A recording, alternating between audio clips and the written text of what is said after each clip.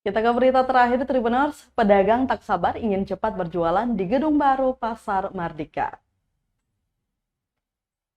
Pedagang di area Pasar Mardika Ambon ingin pemerintah daerah atau Pemda Maluku segera resmikan gedung baru Pasar Mardika. Mereka mengaku tak sabaran ingin segera berjualan di dalam pasar modern yang menelan anggaran revitalisasi senilai 122,6 miliar itu.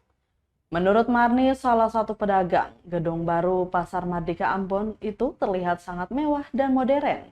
Sehingga proses jual beli di dalam nanti juga berjalan dengan baik dan aman, asalkan kebersihan bisa terus dijaga antar sesama pedagang.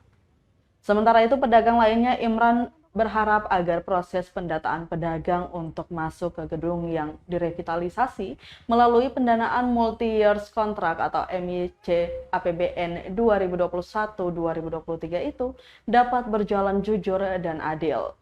Artinya, jangan sampai ada pihak-pihak yang bermain di belakang saat proses pendataan pedagang nantinya. Mengingat dinamika pedagang saat ini semakin bertambah, sehingga harus dilakukan verifikasi secara detail dan benar.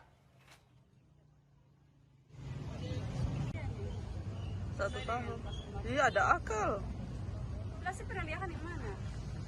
Yang besar-besar ini sudah ada dari awal, tapi yang kecil itu baru tanam. Itu.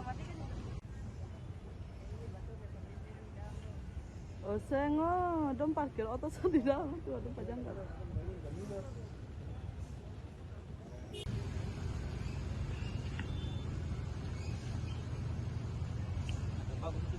Iya toh. Kan gue, punya nggak pergi ke dia lagi. Terima kasih sudah nonton. Jangan lupa like, subscribe, dan share ya.